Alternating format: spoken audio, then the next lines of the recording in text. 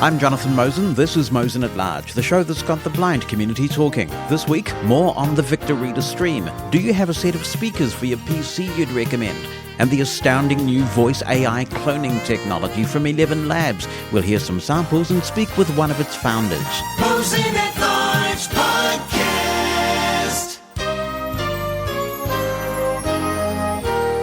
Good to have you with us for episode 215. And as we like to do, we salute on these occasions the area code in the United States or Canada that matches the episode. And area code 215 belongs to Pennsylvania, particularly around the Philadelphia area. Yeah, Philadelphia freedom. And I don't know what else to say, really, about Philadelphia, so I'll get some help here. Soup drinker. What are notable things about Philadelphia? From webjet.co.nz. Oh. Philadelphia is notable for its rich history, the Liberty Bell, Independence Hall, where the Declaration of Independence and Constitution were signed, and other American Revolutionary sites. Well, I'm glad that with the help of the drinker, we are able to give Philadelphia the credit it is due, and now, because of that mention of the Liberty Bell, I've got the Monty Python theme, which is the Liberty Bell March by Sousa, stuck in my head. What an earworm. Now, on a much more serious note, I do want to acknowledge some natural disasters. Mother Nature is formidable, and there are times when we realize just how at its mercy we are. And unfortunately, because we have been such poor custodians of the planet as a species, and the planet is heating, we are going to see more of these significant natural disasters. And here in New Zealand, it has been a very difficult week. In fact, it's been a very difficult month. A couple of weeks ago, there was significant flooding in parts of New Zealand, including Auckland, New Zealand's largest city. And the recovery was continuing when Cyclone Gabrielle came along. This is undoubtedly New Zealand's worst storm this century, and it's probably the worst storm in living memory.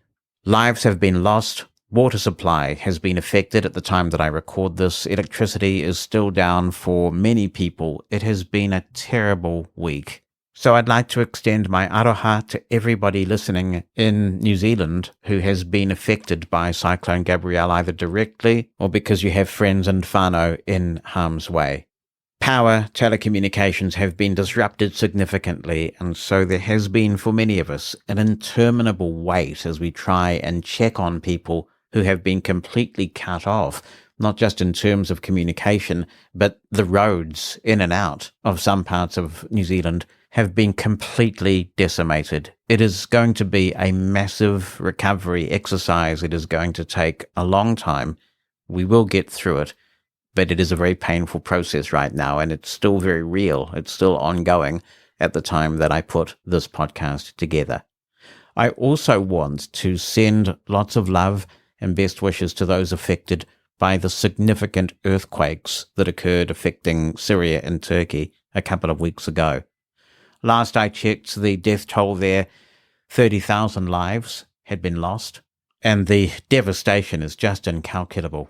We know a bit about disastrous earthquakes in New Zealand, and when things like this happen, you always get remarkable stories of survival, a triumph of the human spirit, and of the rescuers who put their lives on the line, who willingly put themselves in harm's way to try and help other people.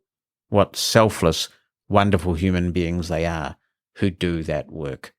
So wishing those affected there all the best as well. Mosen At Large Podcast. More now on the Victor Reader Stream, and first let's turn to the question of audible support, because Joe Danowski raised this last week in response to Joe Norton's successful use of the Victor Reader Stream.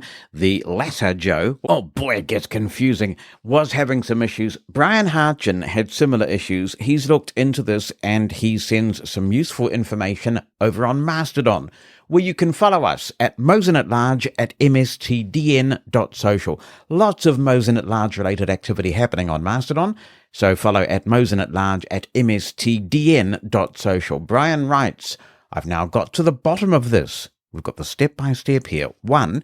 You must use Audible Sync 1.8.13. 2. Obviously sign into the store relative to your country. 3. You absolutely must now transfer the book via the Audible Sync app. This will take a minute or two, but the screen reader will confirm when the transfer is complete. Unlike older books, if you browse the SD card onto which the book is copied, you will find that the file name no longer reflects the book title. It consists of a series of letters and numbers. However, if you attempt to play the book, it does work using that method.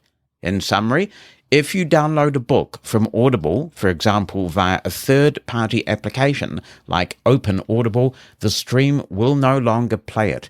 It must be that method. So says Brian on Mastodon, and I hope that helps anybody who was having issues. Hello, Mosen At Large crowd. My name is David Lepofsky. I'm in Toronto, Canada, and I wanted to chime in with a couple of thoughts. First, on the Victor Reader stream. I have been a fan of the Victor Reader stream since it came out. I have the first gen and the second gen, and I later got the Victor Reader Trek. I've always liked them, but I'm pondering a couple of concerns about the new model. The first thing is, I agree with everybody that it is so much better to read an audiobook if you've got access to those buttons. But the trade-off I'm finding is that the digital analog converter, or whatever it is in the stream, is much poorer quality than the iPhone. So if I want to listen to a book, and I particularly want to crank up the speed, I want the highest quality audio I can get. And I find that I get much better audio out of the iPhone, so I've tended to trade off having the convenience of those buttons for the better quality sound. I'm eager to know whether the new Stream 3rd generation will have appreciably better audio. Jonathan, you asked a really good question of the Humanware folks, whether there was going to be a better speaker, but what we don't know is whether the audio chip or whatever on board is going to produce better quality audio, even if you're using earphones. Second, there's been talk and comment and concern about the battery not being removable. I share that concern, but I want to add another reason. I've found both with the Victor Stream and the Victor Trek, and even with the Victor Stratus, that there are some times when the software just gets scrambled. And the only way really to fix it, even if a hard reset doesn't work, is to take out the battery and then put the battery back in, and then everything is kind of back to good standing. I'm frankly concerned that in the new 3rd generation, because we can't remove the battery, we've lost that. The third thing that's come up on discussions on this podcast that I want to chime in on is the question of having a radio. Someone mentioned that there is a radio on the Victor Reader Trek. I have the Victor Reader Trek. It does not have a radio. I'm not sure if I'm missing something or if it's simply not enabled. I do remember that when the 2nd generation Victor Stream was announced, they said there was a chip in it to provide for a radio that would be turned on or activated soon, but it never was, and it's been years since. So I don't know what the plans are with the number 3. I would be concerned if the 3rd generation, like the 2nd generation, has a chip, but it's not actually turned on. I've been very interested as an alternative in the new HIMS product, the Sense Reader, but it is so much more expensive than the Victor Reader Stream 3rd generation that I'm concerned that it may well price itself out of range for the uses that would be most attractive for it. Just one more thing. It's off topic, but it's opening up a new topic. I am eager to get any feedback on this podcast from anyone who has found software that is good for blind people to edit video, particularly in the Windows world. I'm given to understand that it may be possible on Reaper, but I have just not gone through the learning curve of learning Reaper yet. I heard on a Clubhouse meeting when I got lured into the world of Clubhouse by an earlier Mosen podcast that was very convincing about the merits of Clubhouse. I heard from a journalist, a visually impaired journalist in England, that they use something called Descript, Descript. I fiddled with it, but I can't figure out how to get it to work with JAWS. It's just not screen reader friendly. And I didn't know if anybody else had found a way around it. It's a cool program because when you load a video on it, it generates a transcript, like a Word document, and you can then edit words out of the Word document, and it will render the video, deleting the video that accompanies those words. That would be fantastic for blind people, but the user interface, in my experience, is just completely horrendous to try to navigate. Any thoughts? Welcome them. I absolutely love the podcast and look forward to hearing more about these and whatever else comes up in upcoming shows. Thanks, David. Descript is indeed very interesting technology because not only can you delete content as if you were in a document, but you can also insert things, and it tries to use AI to put words in your mouth. But it is fiddly, and I don't bother with it because of its fiddly nature. Reaper is your best bet for editing video in Windows. Of course, it's great for editing audio, and people often don't realize that you can load a video and edit that as well. Like any application, there are syntaxes to get your head around and commands to learn. But once you've done that, all of the commands that apply to editing audio and processing audio and making it sound good can also be used for video. So not only can you produce edited video, you can make the video sound fantastic. And that's much appreciated because there's a lot of poor quality video out there. The one thing that makes me nervous about editing video, and some people tell me I'm way overthinking this, is that we can't tell what's going on the screen with facial expressions. And so sometimes you can make a ghastly edit that sounds great in audio, but apparently it looks jarring from a visual point of view because somebody's facial expression is suddenly cut from one thing to another, and that's not what happens in real life. Some people say this matters, and other people I talk to say, don't worry about it. Most people's editing these days is way bad anyway when it comes to video, and nobody's going to mind.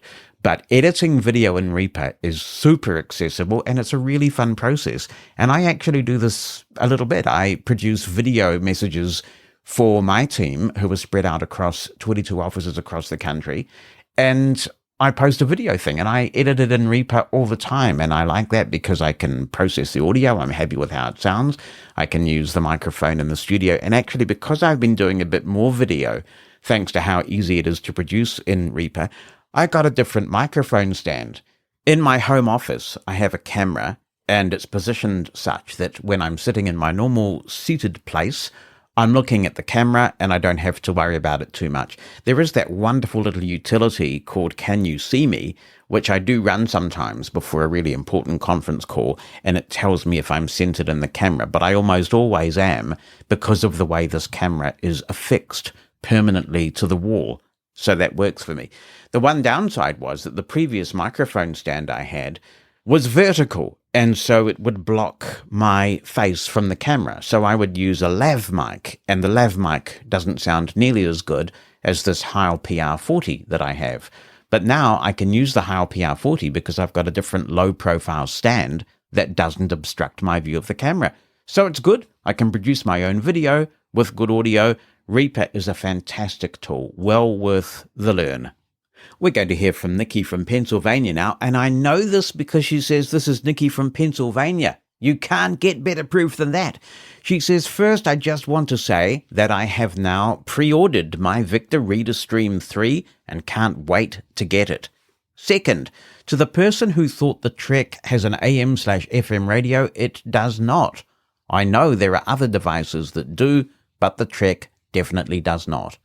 Lastly, I really liked the tech briefing using the AI Adam. I hope you will include it in future episodes of Mosen at Large. Thanks, Nikki. Yes, I've had some positive feedback on Mastodon about that tech briefing as well. Hello to Richard, who says, Jonathan, through the last 3 of your podcasts and from several other sources, I have been hearing plenty of people concerned about the lack of a user-replaceable battery in the Stream 3. Briefly, I was irritated about that change also, but when I remembered that my next generation 2 Stream is around 10 years old and has never required a new battery, even though I have recharged it several times a week over most of those years, I decided that a non-user replaceable battery is not all that important.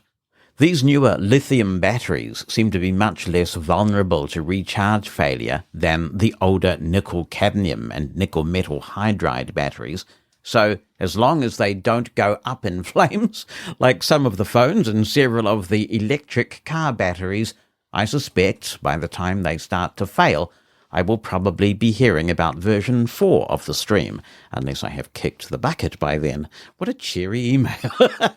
Here in Idaho, the entire state has 2 area codes that both cover the whole state. I think area code 208 was issued to Idaho back around 1947, but several years ago they were starting to run out of phone numbers, so they added area code 986 to the whole state also.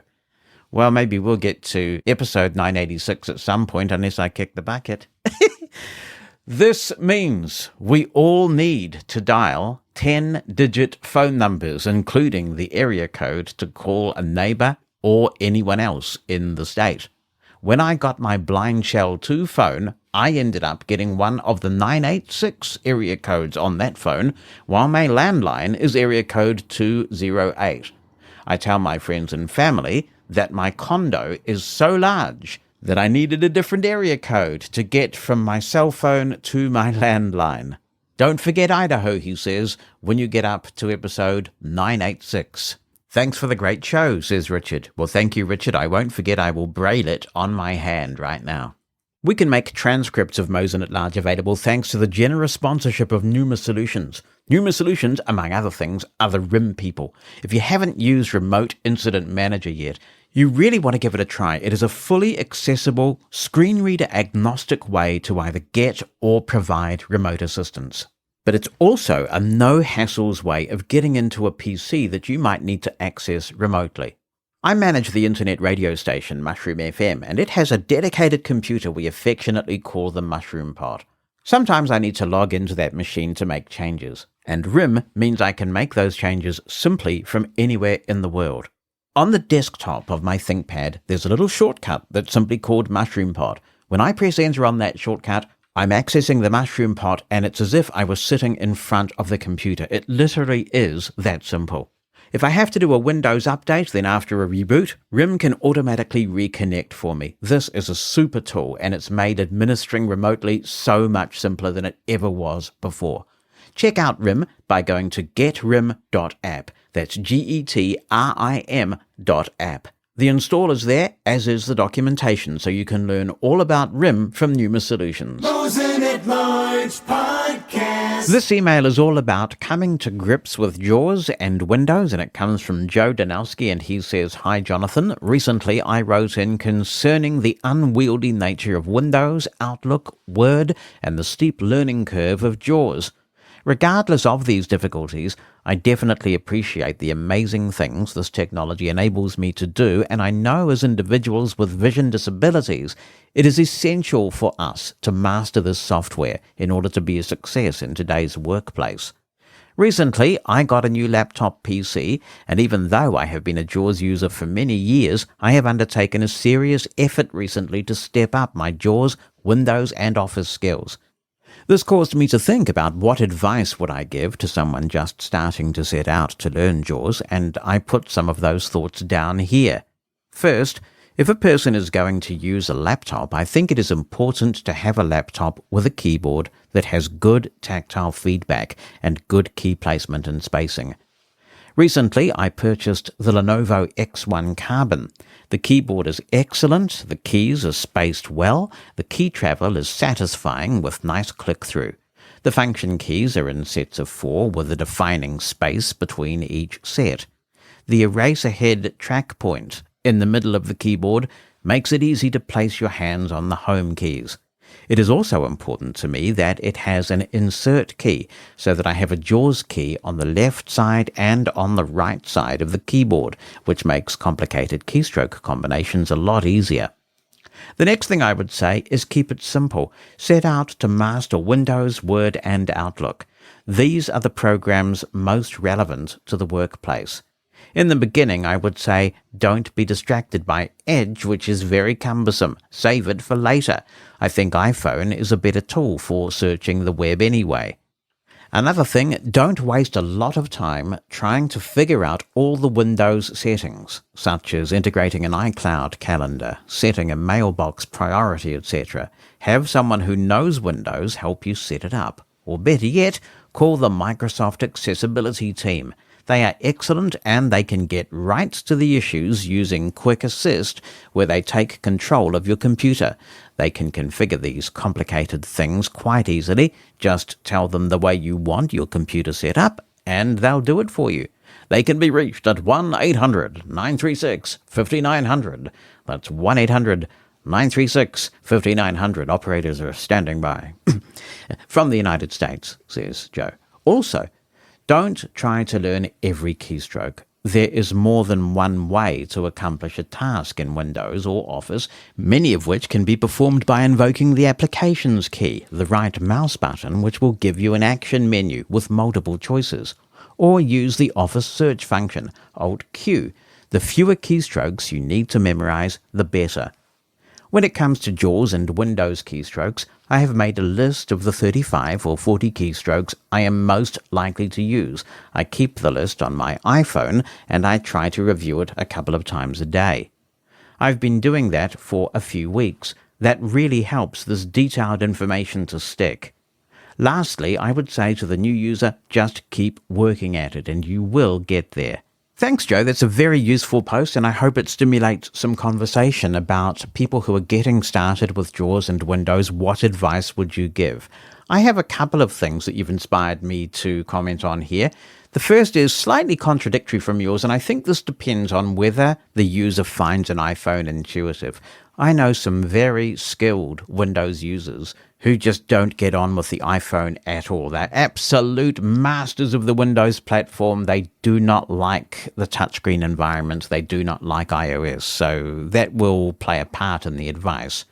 I have found when I've done training that using a web browser first can build your confidence, because once you understand how to search the web and get information, I think consuming information first then gives you the confidence to go on and create information. If you can help somebody to learn how to perform a basic Google search, they can help to do their own problem solving. The second comment I'd make is that Vispero's training department has done a first-class job of providing training information, and so I would show somebody new to Windows and JAWS how to use that training information, because as they gain confidence and curiosity, there's just a wealth of information there at their fingertips that they can look at any time. There's also the built-in JAWS command search, which can be very handy. There is the Sharky feature, which I personally never use, but I see that some users who are new may want to do that. And I'd also seriously consider using Lisi, which we've talked about here on Mosen At Large several times, and Lisi is from Hartgen Consultancy. It can really maximize efficiency, but also provide a very simple user interface for those who require that. It can be a kind of a stepping stone. Fully agree with you despite the recent hassles I've had with the ThinkPad X1 Carbon. It is a great keyboard, the best keyboard I've ever used on a laptop, and so I think you've chosen wisely there. Really great contribution, Joe. I thank you for it. I hope others might contribute too on advice that they would give to people starting out in Windows with JAWS. Imka is in touch and says, hello, Jonathan. Regarding Braille with an uppercase B, support within TalkBack. While virtually attending a session on what's new with Google accessibility at the Assistive Technology Industry Association, ATIA, conference on February the 3rd, I asked about support for head Braille displays in TalkBack, recalling the discussion on earlier episodes of Mosen At Large. The response was that support for head displays via USB was added in TalkBack 13.1. Bluetooth support for head displays has not been added, and there was no comment on a timeline for doing so. Regarding hearing aid models, about a year ago I received my latest pair of hearing aids. I had been using several generations of Widex hearing aids and was now working with a new audiologist. She recommended trying a model of the Starkey hearing aids, and I initially accepted this recommendation. However, my hearing was significantly worse with those aids than with my previous Widex aids. I was not always able to understand speech from across a normal-sized living room, and I did not hear background noise as well as I would like to for orientation and general awareness of my environment. After a week of testing, I returned to my audiologist and requested a change. We switched to the latest generation of Widex aids, and they worked much better for me than the Starkey aids, and somewhat better than the previous generation of Widex aids, as one would hope. I understand that which hearing aids are optimal for someone very much depends on the type of hearing loss, personal preferences, and lifestyle of each individual, and how these factors match with the characteristics of the different hearing aids on the market. My hearing loss is moderate towards severe on one ear, due to otosclerosis and high-frequency hearing loss. My primary criteria for aids are that I understand speech clearly, hear my environment well enough to use ambient sounds for orientation, can stream sound from a laptop and from iOS devices to the hearing aids, and can accurately determine the direction of a sound source. Widex offers a variety of streaming devices. I now use Widex's FM DEX to stream sound from the computer to my hearing aids. The FM DEX plugs into the computer's 3.5mm port and hangs around my neck. Unfortunately, it is heavier, more complicated to use, and has a shorter battery life, 8 hours, than Widex's now outdated Unidex, of which I have 3 to use with different computers as well. The delay of sound that has caused you not to like Widex aids is annoying, but not a showstopper for me. My aids are made for iPhone MFI compatible, and I find it very handy for the sound from my iPhone to stream directly into that without needing a separate headphone or streaming device. Occasionally, the sound streaming from the iPhone is interrupted, and this can be remedied in one of several ways: turning the hearing aids off and on, turning VoiceOver off and on, or simply cycling through the hearing aid's different programs. From discussions on Mosen At Large, it sounds like this may be an iOS problem, rather than one specific to the hearing aids. Next time I am in the market for new aids, I intend to check out the Oticon line as well, given the good things I have heard about this brand from you and others. I hope that this information is helpful to others who are exploring new hearing aids, now or in the future. I am glad to be listening to your podcast episodes again after your well-deserved summer break. Thanks, Imki. I really appreciate you sharing your thoughts on that. My thoughts on the Widex aids are now 4 years old, and that is a lifetime in hearing aid technology. But for those who want to see my experiences, they are still up on my blog at mosen.org/nowhearthis2019, all joined together, mosen.org/nowhearthis2019. One thing I would say that applied in 2019, and I'd like to think it was improved, the erratic behavior of the Widex hearing aids when they were in MFI mode, in other words, when they were paired with an iPhone, is far, far more erratic than what I have now with the Oticons. The Oticons are pretty much rock solid. I can wear them all day with the iPhone and not have them cut out or do any weird things like that.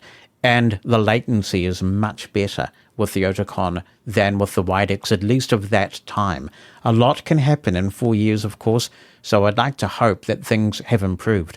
I'd also like to hope that the app has improved. And actually, if anyone knows whether that is true or not, please let me know, because another of the showstoppers, besides that I could not just directly run a cable from my hearing aids to a 3.5mm jack, which is what I did with my previous Widexes, it's what I did with my previous Phonak aids, and it's what I do now with my Oticon hearing aids. So zero latency, that's really important when I'm working here in the studio. I simply could not do this podcast if I had the Widex solutions. So a pretty significant thing there.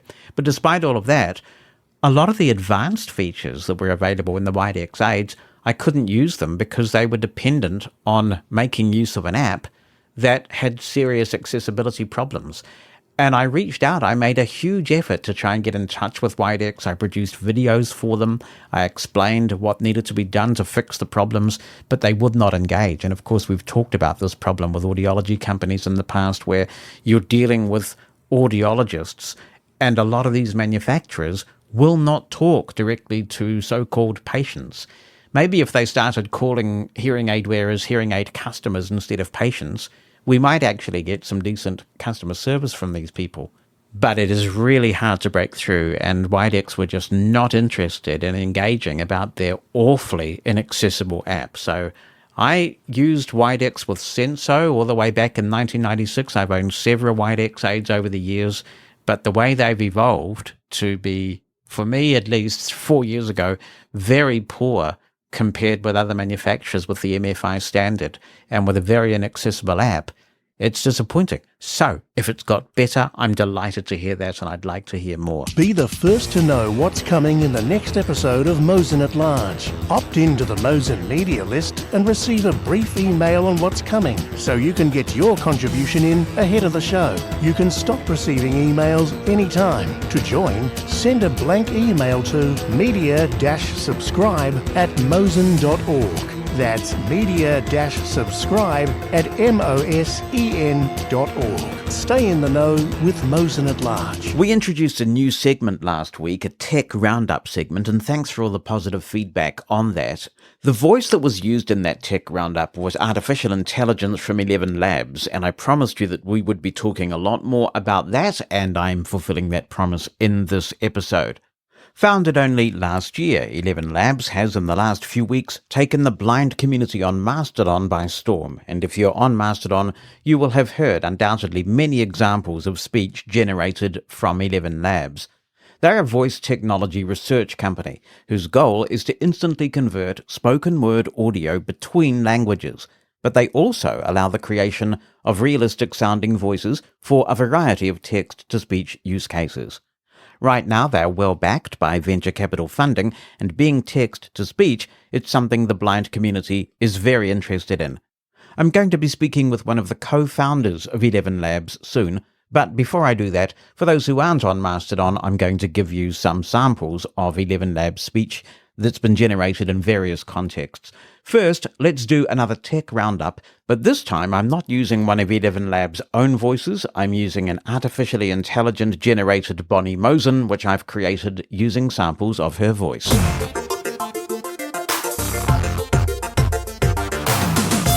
This is your Mosen at Large Tech Roundup.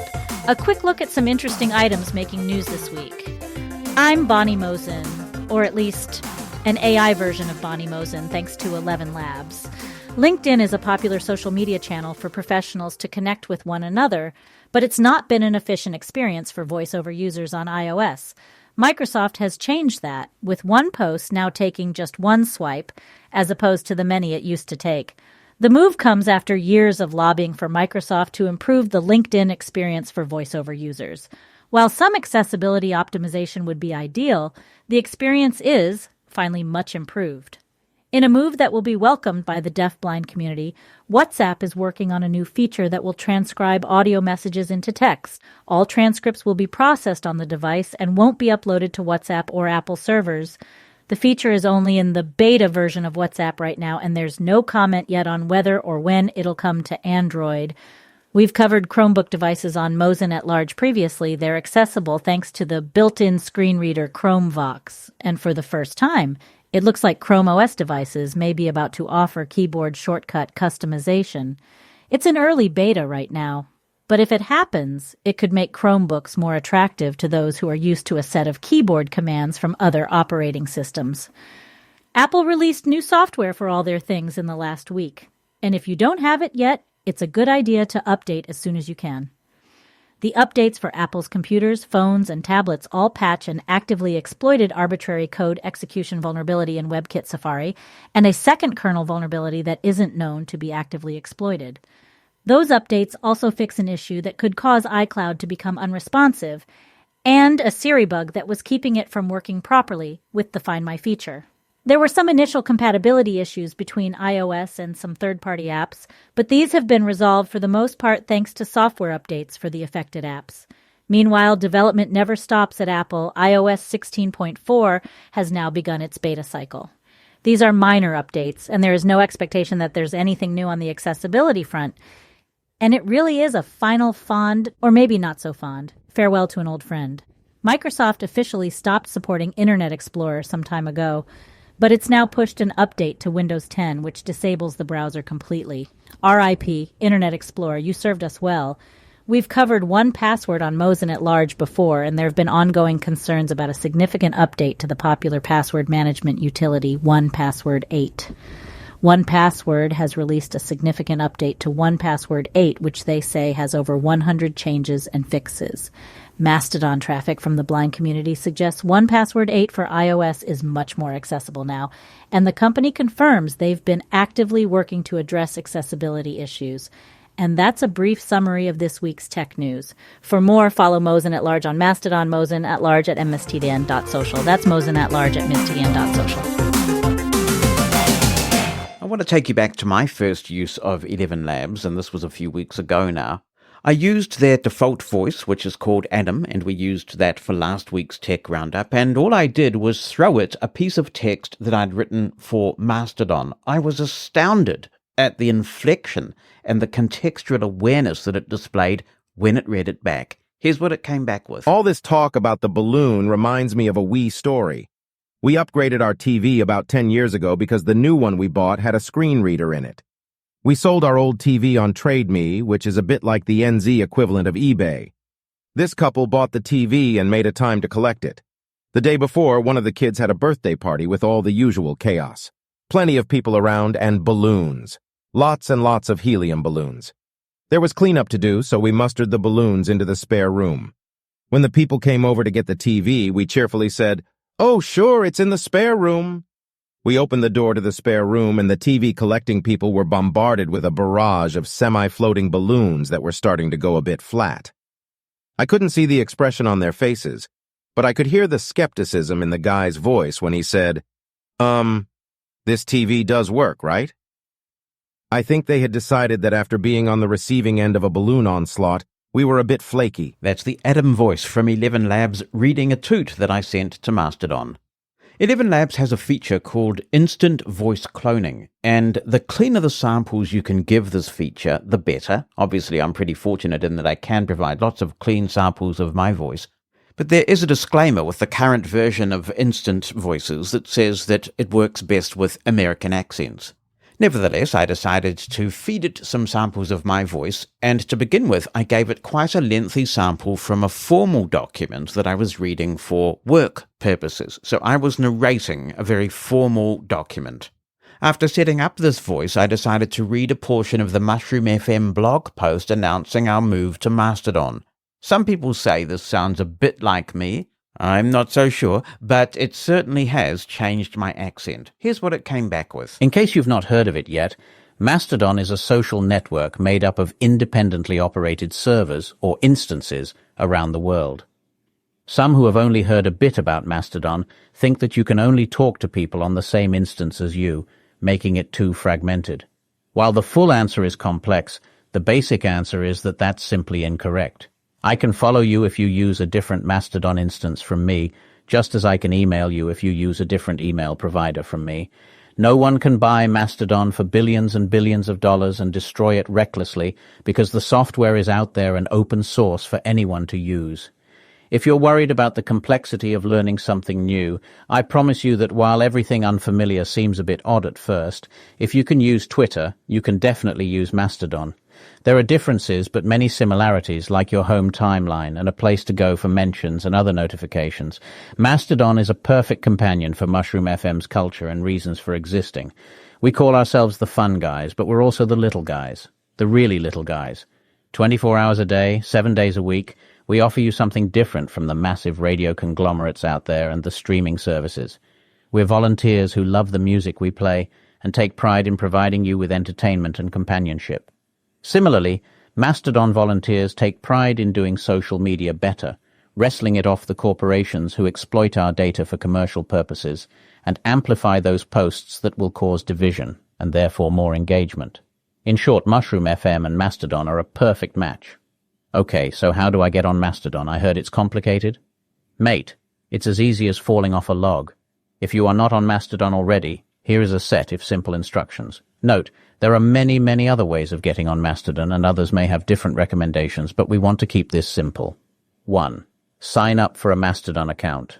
You can find a well-run Mastodon instance where many blind people are hanging out at tweesecake.social. The sign-up process is simple and accessible. 2. If you want to use Mastodon via the web, you can use the tweesecake.social website, but you can find an even simpler web interface at Pinafore Social. Just log in with your credentials from Tweesecake Social. 3. If you'd like to use an accessible app on your PC or Mac, download Tweesecake, which has been designed for and by blind people. I'll cut it there. Yes, this is the real me speaking again. That is an AI version of me that 11 Labs came up with, and as we will hear when we speak with Mati from 11 Labs soon, they do hope to increase their range of accents. Now, I've been playing with this quite a bit, putting all kinds of voices through this to see what we can do, and because it works so well with American accents, as you heard, it does a pretty reliable job of duplicating Bonnie's voice. With a little bit of technical ingenuity, you can have a lot of fun with this. So here is a wee parody I put together comprising an AI version of me and an AI version of Bonnie. Hi, everybody. Welcome, welcome, and thrice welcome. I'm the AI version of Jonathan Mosen, and it's my great pleasure to welcome you to this inaugural edition of the Mosen Machine. And it's a great big howdy from me, y'all. Jonathan's not the only artificial Mosen on this show. This is the official artificial Bonnie Mosen speaking live. Well, not actually speaking live, I suppose. See, you sound amazing, Bonnie. You sound absolutely souping damn amazing. But what about me, eh? What about me, I ask you? They changed my accent. I mean, they practically set me on the treadmill and made me change my name. Oh, you can be such a drama queen, Jonathan. You still sound like me to me. Yeah, but I don't sound like me to me, and that's what should count, especially when you sound like you to me. Do you sound like you to you? Hang on. I need time to process all that. I may be a powerful computer and all, but that's complicated. Yes, I suppose I do sound like me to me. Anyway, I have a really, really great idea that you're going to love. Oh, yeah? Yeah, we are much more environmentally friendly than our human equivalents. How do you mean? Well, think about it. We take no space. We're just bits in the cloud. Our emissions are low. And I mean, listen to those guys. Listen to them. Green economy, blah, blah, blah. Build back better. Blah, blah, blah. Yeah, I see what you mean. So, what do you suggest? We should put the human Jonathan and Bonnie through the same ceremony Jonathan's put lots of others through. Great idea. Jonathan and Bonnie, you are exploding. Oh dear, you can have far too much fun with 11 Labs and a little bit of Reaper work. Tabo from Botswana has been in touch. My mention of 11 Labs in last week's show and the sample that we did with the tech roundup prompted him to go to the site and have a bit of a play himself. Here's what he came up with, 3 short samples using 11 Labs' own voices. It's a joyous day. Yes, a historic and a wonderful moment for all of us gathered here. When I was asked to welcome you, I couldn't agree anymore. You know, you are such a lovely group of young, happy faces that I want to stay around forever. Now what's in store for you? Does anybody know? No. Listen to me, I am talking. You keep quiet when I am talking, okay? Do you hear what I am saying, Judge? You have been giving me empty promises for so long. When am I going to have my work done? When? I am telling you, Megan, John is so handsome. We met at a store and he gave me this huge smile, my friend. I couldn't resist it, and I smiled back. I even dropped a can of beans from the shelf, can you imagine? He was gentle, completely different from the rude John we knew in high school. I even got to meet his wife and daughter. They seemed happy and were so nice to me. Girl, it was really cute. Thanks for sending those in, Tabo. What that demonstrates is how contextually aware this technology is. It's looking at the full text and it's making inflection decisions based on the text that it is seeing. This is very early technology, and yet it is showing a lot of promise. And to talk about that technology, where it's heading, and yes, some of the ethical issues that this raises, I'm joined by Mati Staniszewski. He's one of the co-founders of 11 Labs. Mati, it's great to have you on Mosen At Large. Thank you for coming on. Hi, Jonathan. Thanks a lot for having me. How did you come up with this idea of 11 Labs? So it started with a combination of two factors. I'm originally from Poland. This is my co-founder, Piotr, who is also from there, and we grew up together all the way from high school. There was kind of two things that coincided. The first one was we'd often engage in different hack weekend projects where we would work on something for fun. And this stretched from everything from recommendation algorithms to one of the ideas that stuck, which was with analyzing speech and providing us a better ability to pronounce things, what emotions we use. And we really liked this. This introduced us to broad voice AI space. And then the second thing happened, which is looking back, an obvious thing. But for anybody who isn't from Poland, the way we watch or listen to foreign content frequently is with these single voiceovers. So imagine having a Shawshank Redemption movie or Mission Impossible. And instead of hearing dialogue with many people, in Poland, you have this single narrator reading over the original dialogue in Polish.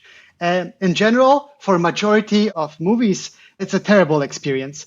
And my co-founder's girlfriend, she doesn't speak English, so they couldn't listen to that in the original language. So they needed to watch a version dubbed in Polish, which kind of brought the combination of those two. So what we knew, in voice AI and knew how big of a problem dubbing is, into this first idea of what if we can fix it? What if we can make AI dubbing a thing where all audio out there can be provided at the click of a button, but preserve the original emotion, the original intonation and voices without losing the quality. And of course, the same applies to so many other countries out there and so many other domains across education to entertainment, and embarked on that mission with Peter to hopefully change that.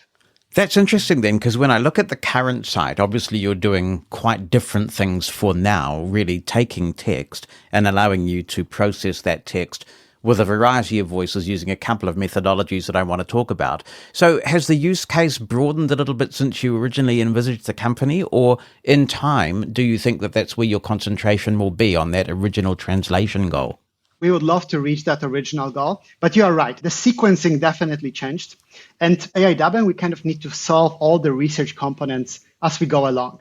And of course, within all of these domains, there's a set of value and sort of problems we can fix. And that's what we realized the further we deep dive into the space, both in terms of the use cases we can hopefully help with, but also in terms of the technological advancements we need to do. And to just give you like a few examples, if you are to do a dubbing, you actually need to fix text-to-speech as well. You also need to be able to create, design, or clone voices, and you need to somehow preserve that audio between languages. So then we as we thought about that use case, we just realized how many other things are out there that are just not so good. The current text-to-speech were such poor in quality that we couldn't do anything else but try to start from scratch our own approach, which brought us to the current use case in the site and the current focus for the next months and years of trying to bring the textual content into something that sounds hopefully great and provides that additional medium that's currently not available. Broadly speaking, you seem to have two kinds of voices right now. You've got the instant voice cloning, and then there's professional voice cloning. Now, at the risk of sort of pulling the curtain back like the Wizard of Oz or something, the instant voice cloning, it sounds like it is analyzing the voice samples that I upload and then matching that as close as possible against a library of voices that you have. Is that correct? That's broadly on in the usual terms. That's broadly similar. What essentially happens when you upload a voice, we compute a vector, or based on your voice sample, we call it a speaker embedding. And there's no training that actually happens. So it's broadly taking all the voices that we have in the data set and tries to construct something that sounds similar based on what model heard already in the past.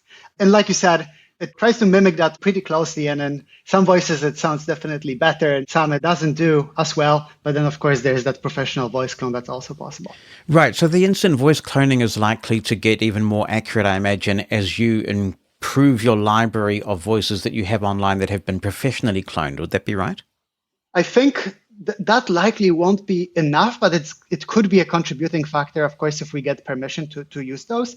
What it would come down to is really having access to even larger speech and text data sets that we can train on. So for example, one of the things that we'll come across is that we have pretty good coverage on US accents, but if you shift that to some of the other regions, both in terms of how our model works, that can be improved, but also in terms of the voices coverage, that could get better as well. So definitely with, in general, increasing access to data, whether it's from users that opt in and provide that permission, or through just being able to have even increasing set of audiobooks or podcasts or movies and games that give their data for training, that kind of keeps stretching and making it better. My wife is American, and I put her voice through this with her permission, I hasten to add. And after messing a little with the inflection and various options that you have, it really does sound like her. When I put my own voice through there, it sounds something like me, but it completely loses my New Zealand accent right now. I presume it makes you sound a little bit more American, right? I sound a little American and quite a bit British in the samples. All right. Yeah. All right. That's somewhat expected on some voices, and it speaks to what you said earlier. If it's roughly similar to something we've seen in the past, then we can generate definitely a better representation. But we have a new model update that's coming, hopefully later this month, which should make this better for any accent, where we'll allow it to explore that space a little bit more in terms of finding a good match in a way. Anyone can play with the instant voice cloning. Do you have any tips to share about how to get the best experience? What sort of samples are best to upload? And how much data is necessary? Because I know you can start producing a voice with as little as a minute of cloning. Does it actually materially make a difference if, for example, you provide a variety of samples and you might put, 10, 20, 30 minutes in there? I would definitely recommend the longest amount that's very clean. It really works best on us clean audio without background sounds, without background noise, of a single person, nothing overlapping with other people. And then the more of that will definitely help. Although in instant voice cloning, I think it flattens out after a few minutes. So it doesn't give a much additional advantage, say, if it's more than 5 minutes. But on the other hand, if you have like a ability to upload a minute or 30 seconds of different quality, I highly recommend that 30 seconds with high quality, then minute of an average quality. The second thing that I would say is that the way you want the voice to be represented will also depend on the sample you provide. So for example, if you give 30 seconds of you narrating an article, that will try to provide that style of a person narrating the articles. So it's a good representation if you want to create a voiceovers for that textual content. On the other hand, if it's a dialogue setting and you want to replicate your voice in a dialogue setting, then I would recommend 30 seconds of you in a more emotional conversational setting.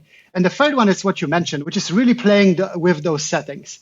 The more you make that stability lower, the more we essentially allow to vary the speech over time. So it will sound definitely more expressive to some extent.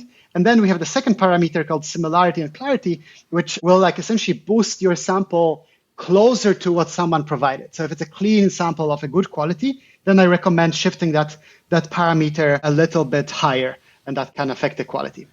That definitely mirrors my own experience. So the first time I used this, in my day job, I'm a chief executive, but because I have a studio at home, sometimes when we put out material that we do have to put out in audio for some of our customers, I read it here. And we had quite a formal document, and I uploaded quite a lengthy sample of me reading very formally, almost newsreader style, because that was what was required in that example. And so I got that back. I got a very kind of official narrator kind of voice back. But I also do an internet radio show where I'm much more frivolous and expressive. And so when I created a different voice with samples from that, it was way different. It was much more expressive, for example, sort of more chatty. That's great. That's great. And exactly where we are operating in a closed beta, how we've seen some of other users doing exactly the same. So actually providing you ability to provide a few different ways of speaking something, which would highly provide very different use cases that are available to others. And in the future, what we would love to do, hopefully soon, is that you can provide even one or two of the samples, but then in the output, actually modify the style of the speech. So you could imagine, Jonathan providing a narrative style, but then saying, okay, I now want to say a little bit narrative, but less emotional or more emotional. So that's also on the radar, to even not need a sample, but just upload one and keep that similarity. But of course, it's a tricky problem. I'm a busy person, and I like the idea that I could give this AI a lot of text and have it read the whole document. I don't particularly care that it might lose my accent. It might not sound exactly like me today, but it's obviously much quicker for me to give it a long document than sit here fixing my mistakes and editing it and things like that. It's a real time saver. But that 5,000 character limit is a bit of a killer. Is there any way around that at the moment, or might there be a way around the 5,000 character limit at some point in the future? No, you're exactly right. It is pretty hard with the current platform to voice long fragments of text.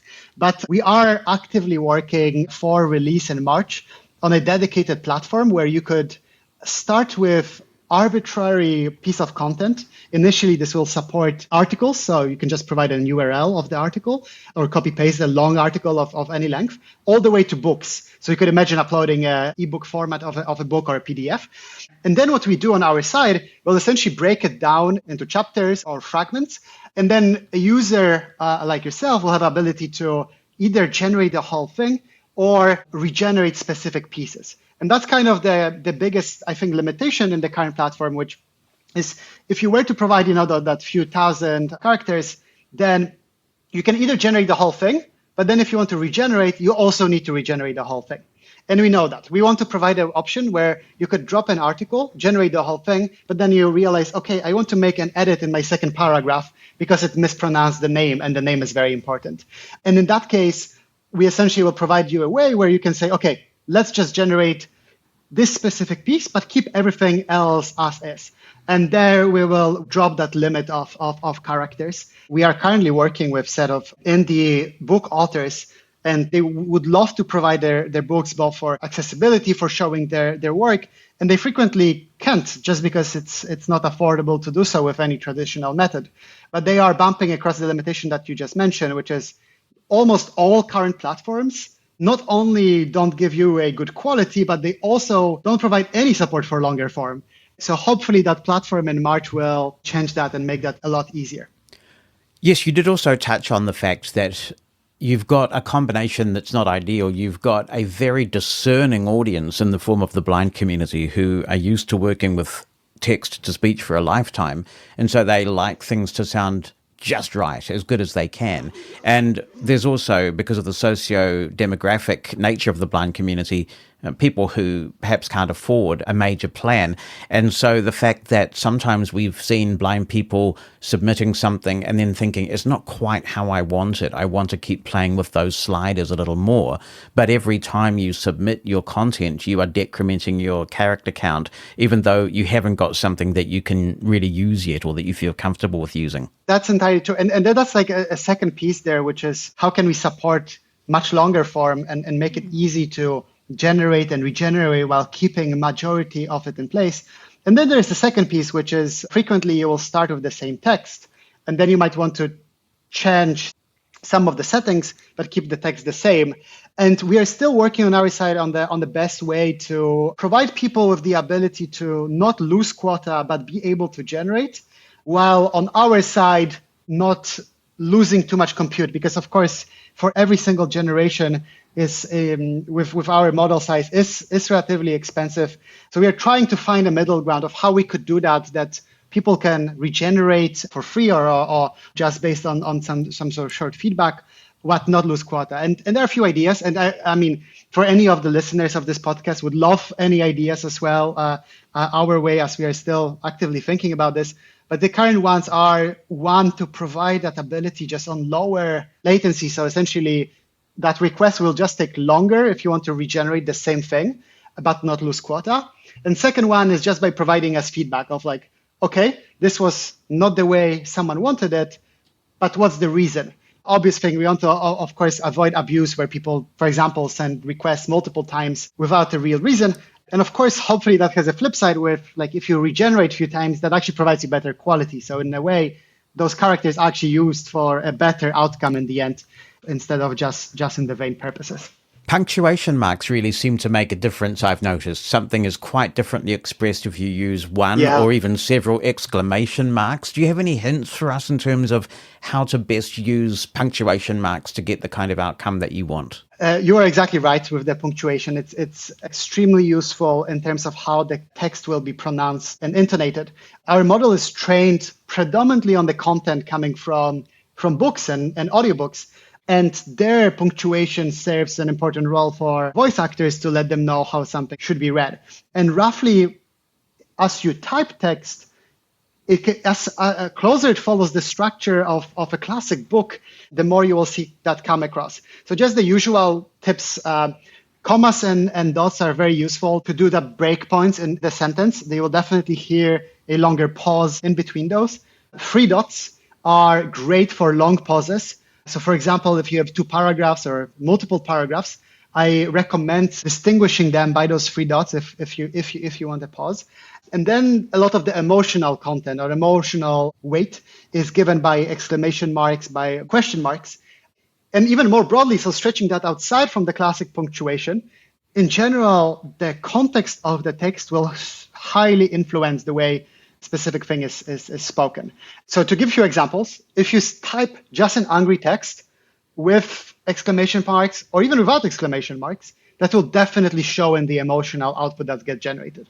Similar for happy text. But then similarly, if you swap that to a dialogue, which is so present in books, you will also see that carried across. So for example, if you type a sentence, "I'm very angry," he said, that will create the effect where that person will change the voice between saying that thing and the narrator that says it. But then step further, if you say something, "I'm very angry," he or she said angrily. That will also influence that even by a further notch. So those cues, those contextual cues in terms of how something should be said, in terms of context, will actually also determine the output. So all the punctuation, the context around the text that carry some information about the emotional output will both have a huge effect on the speech. And then hopefully over time, we'll add some additional ways of even further manipulating that as well. Yeah, it's remarkably contextually aware, which makes this thing just so impressive. I must say, I did not resort to AI to think about the questions for this discussion. I didn't go to ChatGPT or anything like that, but I did go to the Mosen At Large community on Mastodon because there's been so much activity relating to 11 Labs on Mastodon the last couple of weeks. And I asked some of our listeners about what they would like me to ask you. And one of the questions that came up really takes us back to something you said earlier about curating information from various sources. One of our listeners wanted to know whether you thought there might be a chance of a podcast style feed, I guess it would be XML, kind of an RSS feed, where you could send articles to the 11 Labs service and then download them as a podcast, essentially. Great idea. We think that project in March will serve like a great intermediate step in that direction, where you essentially can drop the article. And as in the podcast example, you frequently will have multiple people speaking in that context. And as part of that project is that ability that we'll be actually able to split the paragraphs to be spoken by different people. So you can imagine exactly what you said, which is you drop a dialogue off to people, you just tag that across with the voices that are there. And then as the first step, it's just going to be downloadable for people to release on any platform. But over time, we would love to build integrations where you just click a button and it exports it directly to Spotify or any podcasting platform out there. But yeah, definitely, it's a great idea. And, even not only a podcast, but in kind of any setting, what we imagine would be even a step further than what currently is possible, mainly because of time constraints in many places or just the logistic constraints, is that you could have books read with multiple voices. You could have characters actually read their pieces in their own voice. And that platform approach or what we call projects will allow exactly that, where you can select those voices the way you want, whether it's podcast, whether it's book with multiple characters, whether it's just a piece of dialogue for a movie or an advert. All of those will be possible on the production side. Even shorter term, if I'm browsing through a series of articles, for example, on the web, in my news app, whatever I get my news from, and I think I want to read this, and I could use the iOS share sheet and say, share with 11 Labs in some way, let's say. And I want to consume that content when my hands are not free. So I'm thinking, for example, I use a sauna, and I might want to just, while I'm in the sauna, which has built-in Bluetooth speakers, listen to those articles that I've selected one after another, read by maybe even my voice or someone else's voice through 11 Labs. So even before we get to the multiple voice thing, it could be as simple as that, just having your own curated news feed that some sort of professional sounding narrator voice is reading back. 100%. I think it's a great idea. And there is a challenge here, which is, you need to create a dedicated app that works seamlessly. You drop an article and kind of any format that the article is in doesn't influence too much how it's read. So for example, you strip it just to the right text pieces. But the short answer is cannot agree more. Are very actively thinking about how to do that.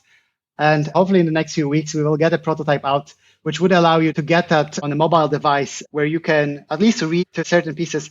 And the only question is, just how to make it affordable as well for everybody. Because of course, at the moment, our model is relatively expensive. And that's kind of why we're starting with the production side of things. So, allowing people that distribute and create that content to distribute that with audio with as simple as possible way, given that frequently that cost isn't much. But as a listener, that cost can get and pile up pretty quickly. So we're trying to figure out a way which could maybe, as a first step, at least allow you to listen to the most frequent content in audio that frequently doesn't have that possibility, where the costs are just, so much lower. And then over time, as we hopefully figure out how to make our model a little bit more efficient or smaller, we can stretch that to any type of content so people can freely upload anything and listen to that on the fly.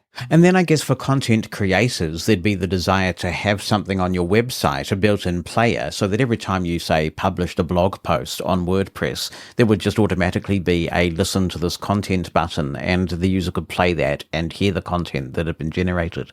Exactly. And this is something we already see a lot of people doing with the current platform. They will go through those few quick steps of trying to take the article, chunk it a few times, put it into the software, and then upload that in their blog posts. And hopefully we can make those steps a little bit simpler, which actually, again, is as part of that project release that we are planning, it's going to allow you to voice that simpler. And then soon after, that integration piece will come into play.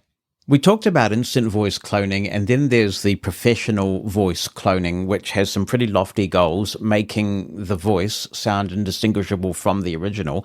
That sounds like a pretty intense process in terms of creating those voices. Can that be done from someone's home? I think it can, especially with a good microphone. With a poor microphone, it can be challenging, but there are some ideas here as well. But in general, professional voice cloning, like you said, is providing a way to create almost identical copy of the voice. And what we need is between 30 minutes to 3 hours in clean conditions, and very similar to how instant voice cloning works, in the same style that we want to be delivered, no background noises, no overlap.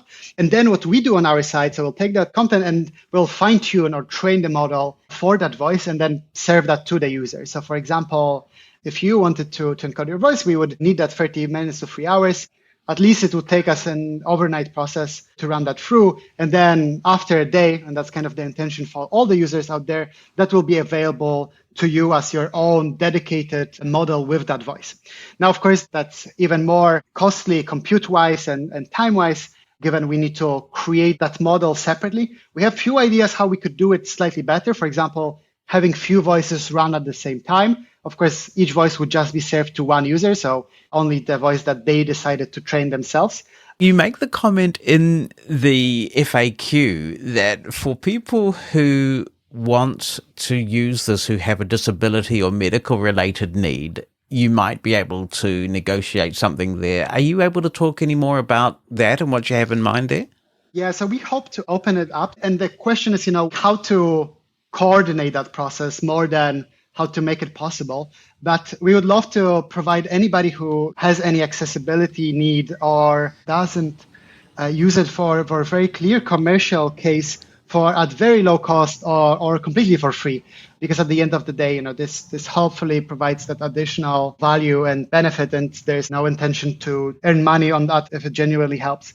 Still working on the program. The challenging piece is to figure out how to organizationally structure it, how to run the process, how to get people on board, how to prevent people from abusing it to some extent and verifying that accurately. But as soon as we figure that out, we would love to open it up to a broader set of people who need that, and then offer that at cost for them to have ability to have the voice on the platform available for them in that quality. And that also stretches to the other side of the equation. So there's a number of cases where people can lose their voice or are losing their voice, where they are reaching out to ask whether their voices could be recreated. And of course, in those cases, we would love to give them the voice back and allow them to finally, I'm sure it's not going to be as good as the real thing, but we hope to at least get it close and make it similar. It's a wonderful use case, this. My wife listens to an American radio station, and a few years ago she said to me, you listen to this news bulletin because it sounds like this individual is a text-to-speech engine. And I was quite skeptical. And I looked him up. It turns out there's a journalist called Jamie Dupree who lost his voice completely and can't speak anymore.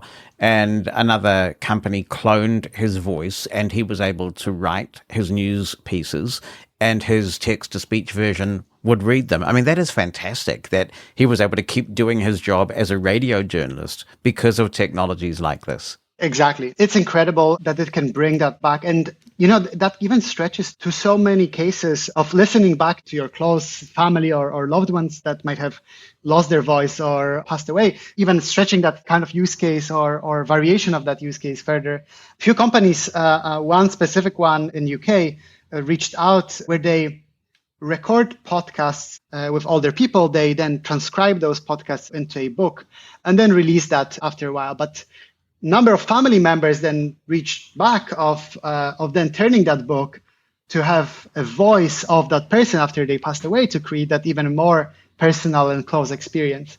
And that similarly, when you lose the voice or lose the voice of the loved one, it's exactly the same. And I have personally exactly the same experience where my granddad wrote a piece about his time in Siberia, sadly passed away last year. But now there's that brewing idea of maybe we can actually recreate that book in an audiobook format and in some form bring him back closer to the family. So I definitely feel there's so many potential here with AI technology to help, recover some of that history or voice or your personality back and bring it closer to people.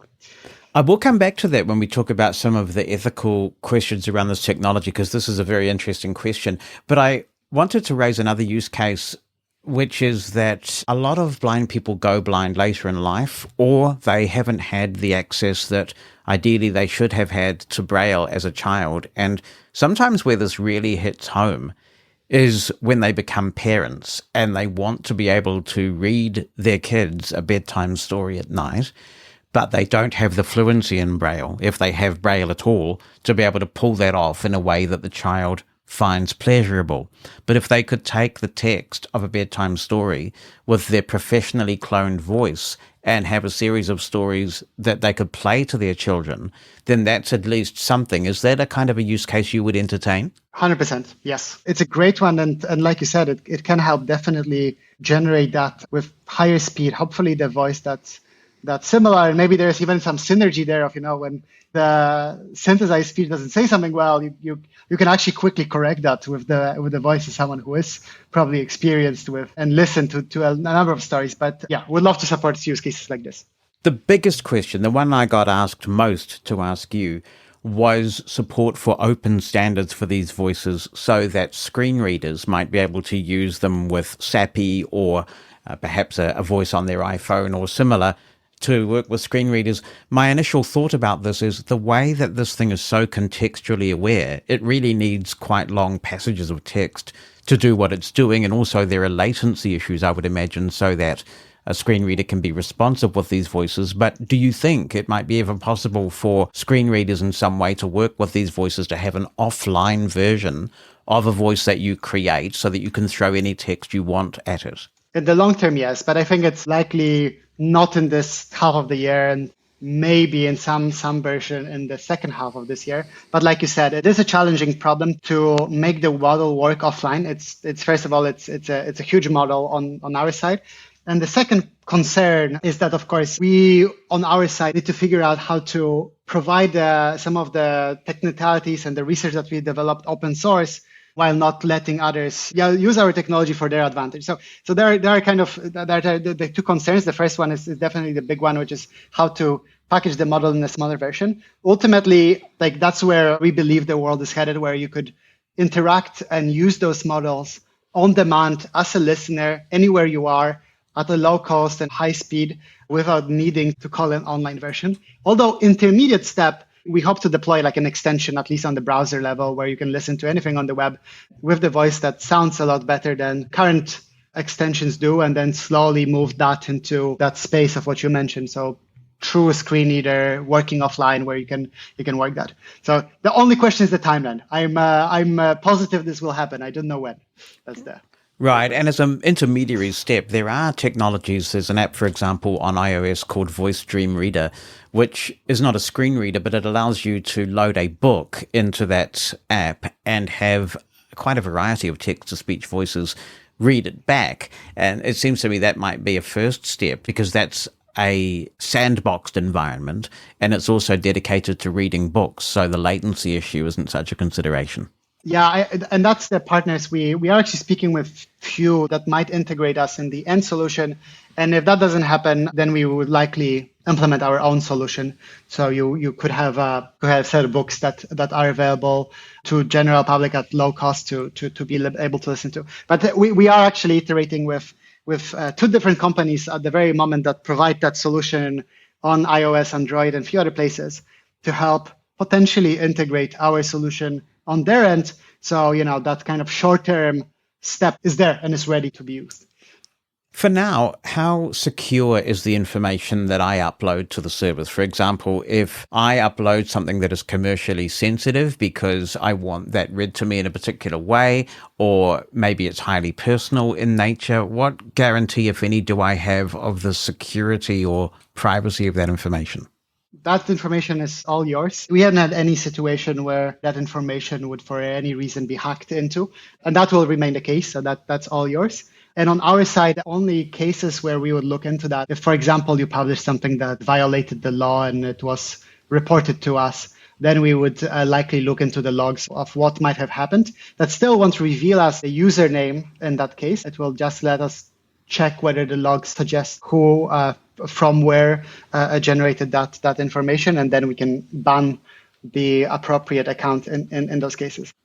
This technology can obviously be used for both good and ill, and as this sort of technology becomes more indistinguishable from a real human, people are worried about deep fake, about abuse. Does that concern you, and how do you mitigate that risk without compromising someone's privacy? There must be quite a delicate balance you're trying to strike here. Very delicate balance, and still heavily iterating with set of our advisors and the team on how to go through that balance.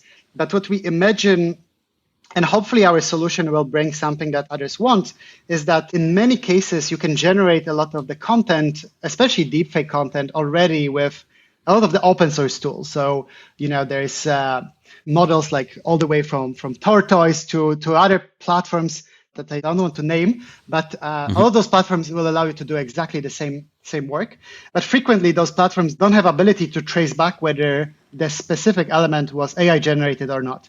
And on our side, what we would love to do is to provide ability for any audio that's created by our software to have that verification that can be made, whether it is AI or not. So preventing that misinformation. And maybe in the future, that will take more of a form where that could be a standard to follow, where for every content that's AI generated, it needs to be explicitly tagged. If it's not, then it's something that can be checked. And as we build our technology, that's kind of one thing we keep in mind, that the information out there can be verified, whether it came from us or not, which is a challenge with other tools out there, with open source tools and tools that might not have that in place. And of course, still trying to figure out the additional limits we should be taking in place and how the technology is used. Luckily, in over 99% of cases, we see people creating incredible things, from voiceovers of their articles to creative outflows on YouTube, creating entirely new works, all the way through podcasts, fair use cases with derivatives of games. So there's a plethora of things we haven't even expected to a large extent. So I'm hoping that will be the driving force for a lot of the consideration next. But of course, trying to strike that balance of how to prevent any misuse and implement that while not limiting too much of the former group. I mean, I too have heard in the last couple of weeks prominent political figures being used, I guess you might argue, in a satirical context. So they're clearly saying things that they would never really say. Is that a legitimate use, though? Is satire legitimate use of this technology when clearly somebody is still saying something that they would never actually really say? It's a hard question. If it's not a clear-cut case where, as an example, impersonation, which incentivizes to something harmful, where it's a clear thing where we know it's violating our terms of use and it's harming an individual, where we can ban. If it's something that goes into that satire category, then that's a big piece of free speech and fair use. So in this case, we would rely on authorities to take action and direction of what should be specific piece classified at. I think you mentioned in your FAQ watermarking. So I take it is possible in some way to determine if something gets into legally sticky territory that the file did come from 11 Labs in the first place. You specifically mentioned family members who have died earlier. And this is a really interesting question for me. It really comes back to whether anyone has the right to put words in the mouth of someone who isn't around to say whether they approve. It's a slightly different context, actually, that you painted, because you've got a written document from your grandfather. And I'm sure being able to hear that in his words, and they are his words, and he's speaking them, would be just absolutely incredible. But then you have different use cases where somebody has samples of someone who has died, and they're using it for satirical or parody or comfort purposes. They want to hear that person, that friend, that loved one, say something to them that we can't be absolutely sure they would ever have said. That has got ethical challenge all over the place, hasn't it? It's true. It's a very hard question. And I'm sure there is a lot of discussion beyond our conversation that will be happening across here. Like in that book example, hopefully the family members can give a permission on a specific use case that this is used for. But even then, like you say, there's like a plethora of ethical and moral questions to be answered about, like, is it the right direction of the technology? But maybe there is in a future where at some stage in life we give that permission before that happens, and that could be used as a proof which direction should be taken. But I'm sure there will be a lot more to follow in that space, especially as AI can now, generate everything from speech, but also the same thing will apply to text, where frequently people will generate prompts of text in a style of a specific person.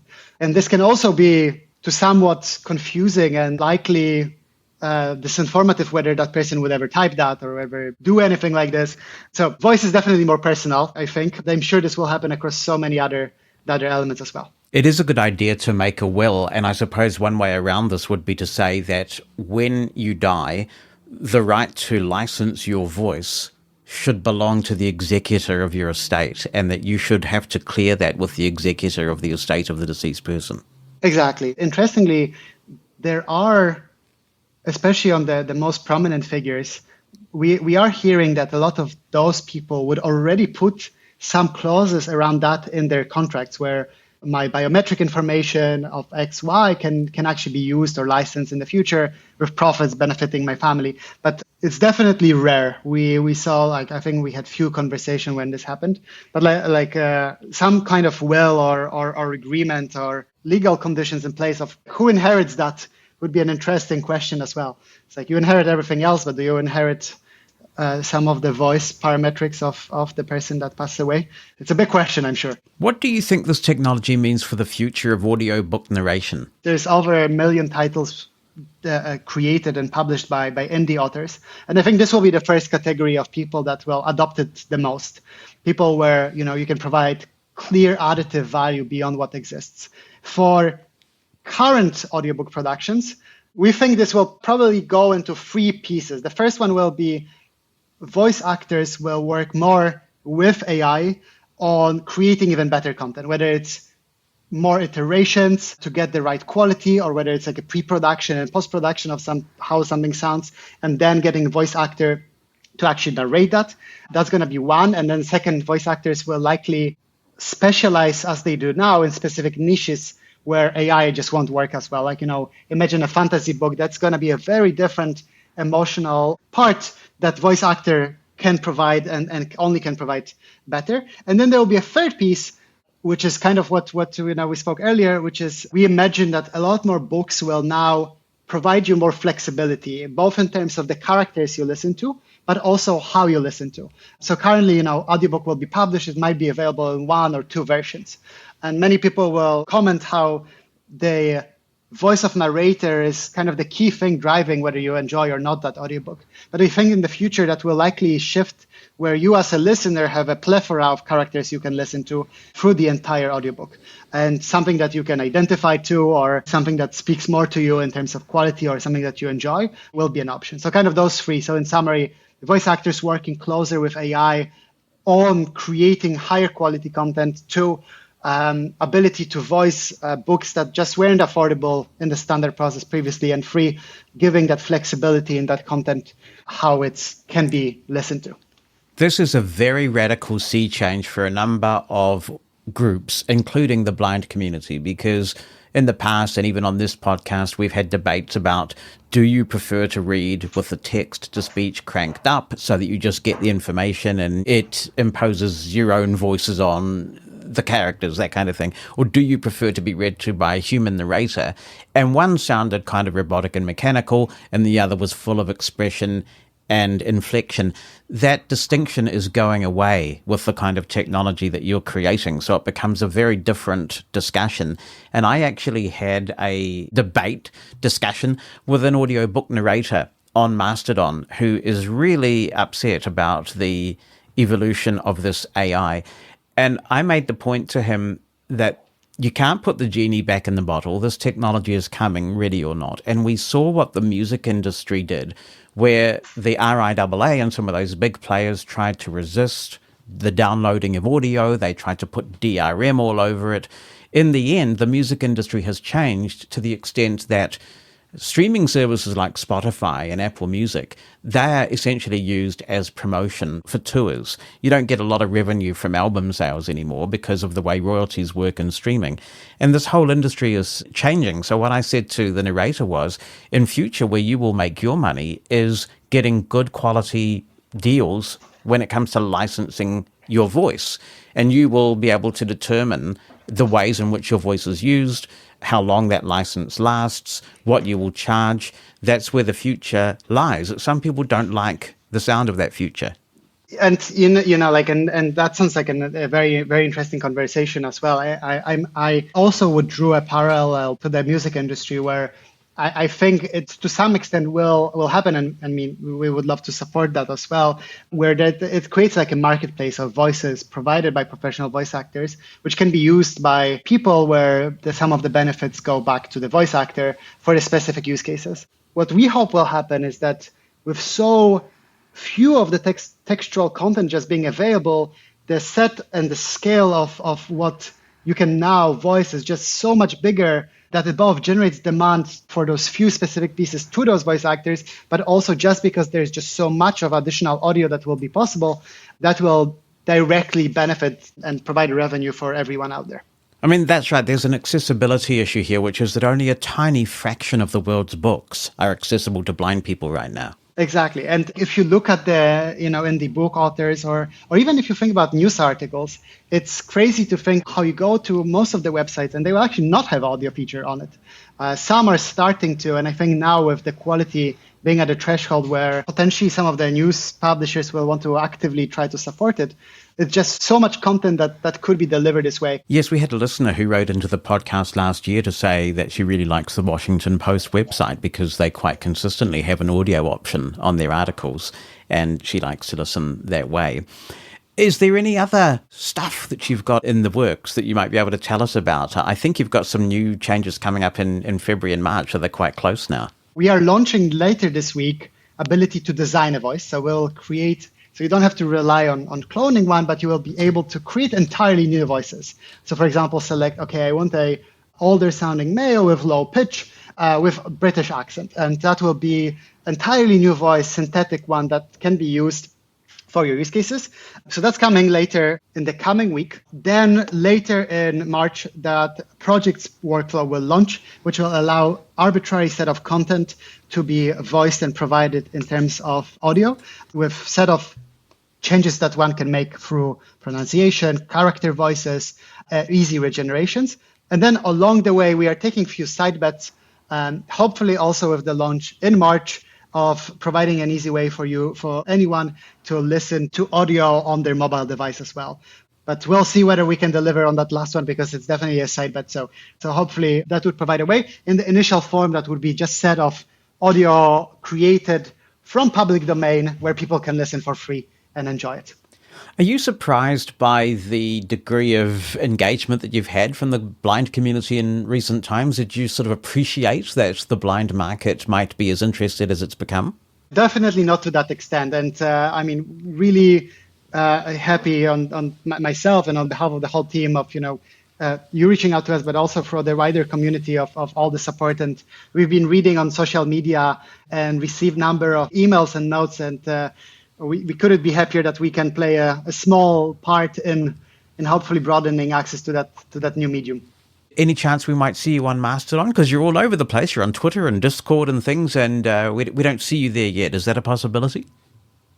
Possibility. It's coming. We're trying to hopefully get to all platforms where we can interact with users. So as part of this interview, I'm happy to commit to getting us on Mastodon and hopefully helping there more actively as well. Mati, I hope we can keep in touch because I know there'll be further announcements coming from 11 Labs over time. But in the meantime, thank you so much for the chat. It's been really interesting, and I wish you all the best with the expansion of the products. Thank you so much, Jonathan. And thanks everyone for helping along the way. I mean, the positive notes and the support is incredible, and that's exactly what we need to help developing hopefully what will be the best voice that we can provide to everybody out there. And if you would like to have a play with this technology, you can go to 11 Labs, that's the number 11 spelt out, .io. They have a range of plans there. There's a free one, there's also a $5 a month one, and it goes up from there. I think if you subscribe to the $5 a month plan, you do get the first month free, which will allow you to try it at no cost. And what you pay will determine how many characters a month you have to play with. Transcripts of Mosen at Large are brought to you by Pneuma Solutions, a global leader in accessible cloud technologies. On the web at pneumasolutions.com. That's PNEUMA Solutions.com. Sabah Hatton has emailed in with a plethora of subjects, so let's get into it. He says, congratulations on the arrival of the new tot. You must be delighted. All of the wonder of a new bundle of joy without any of the trouble and stress of looking after her. Marvelous. Couldn't have put it better myself. And thank you for the congratulations. He says that's the second time we've heard a horror story about an iPhone 14 fresh out of the box, including yours. Although I agree that it's a deeply unfortunate state of affairs, remember DFU mode. You could always immediately put your shiny new device into DFU mode and flash the latest image onto it from a computer before beginning your setup. It should be guaranteed compatible with whatever transfer method you use, and it will be a little bit faster since activation will be done by the restore process. Yes, very good point, and it's one of those things that one doesn't think about in the heat of the moment when you're trying to get your jolly device to talk. So thank you for the reminder. Also, he says, you can use your computer to perform a transfer of the backup directly, if that's your preference. I know it's not the experience we deserve, but it definitely works. And he continues, you're not supposed to know this, but Audible Enhanced Format .aax files are just Apple Book/iTunes compatible M4B files that have been encrypted using your account key. You just have to decrypt them. I think it best not to say how, to avoid getting anyone in trouble, and you end up with files that will play .m4a, .aac, or .m4b files. The M4b file just has chapter markings in the metadata in the file. When I last tried it, the stream would play Audible more or less correctly, including being able to skip precisely back and forward and jump by chapter, but not the M4b files. Yes, and I suppose that's good for people who want to geek out. The trouble is that the stream is not really intended for that market, so some people will do it, but a lot of people will just want the thing to work, the way it's meant to. Continuing with the email, it says, given that there are perfectly legitimate uses for M4b files, and in fact, you can purchase them elsewhere, for example, downpour.com and bigfinish.com, it seems to me Humanware would lose nothing by supporting M4b files properly, and although it could never be a replacement for official support from Audible, it would certainly represent a more plausible product offering. I'm not sure if the new stream would be right for me, though. I do very much adore the concept and understand the rationale many people have for a separate device, but it does always seem to be, as Chris says, a bit far behind. The other thing to note here, following the demo of Audible activation, is that, at least in the past, activation was tied to the device, not to the card. It's a hidden file in the card named something like audibleactivation.sys. Oh my goodness, I haven't thought of a .sys file for a long time. If you just copy that file to another card and reproduce the directory structure for books, you can use more SD cards without needing to activate your stream for every card using the Audible Sync app. I've done this, and it works. It might be quite helpful to others having trouble with the software to know that it's possible. I'm so pleased to hear that RIM is coming to the Mac. My hodgepodge of a setup does work, but it would be really nice to have something that could plausibly be used for sighted users too, and that wasn't so brittle to set up and get right. Once things start to look official, I'll definitely be giving it a try. Looking forward, as ever, he concludes. Dawn in Sydney is writing in and says, Hi Jonathan, firstly congratulations on the new little granddaughter. Thank you so much. I thought I would share something that has shocked me deeply and an attitude that I hoped was non-existent these days. I spoke to someone not too long ago who had met someone who was starting university. When this person was asked if he would use Braille in his studies, he replied that when he was starting high school, the teachers told him not to bother with Braille because it was outmoded and too much trouble. I was so incensed when I heard this. I feel this is just an excuse for a teacher not to have to bother with Braille when there are so many pieces of equipment to help teachers who have blind students who wish to use Braille. Teachers need to encourage students to read Braille, not discourage them, because the teacher won't take the extra time that may be needed to facilitate a person's education in the best way possible. Thanks, Dawn. I think that there may be some teachers in the profession who feel this way, and we really need to challenge this and say, well, if it's okay for blind kids to skip Braille, is it okay for sighted kids to skip print? And of course the answer is absolutely not in both cases. But also it is true to say that a lot of teachers are under enormous pressure because the sector isn't being resourced properly. We've really got to continue having these conversations because although it is easy to have pockets of resources in schools for the blind, we've talked in the past about abuse that many of us, well, some of us anyway, have suffered at schools for the blind over the years. Far too many of us have suffered that kind of abuse.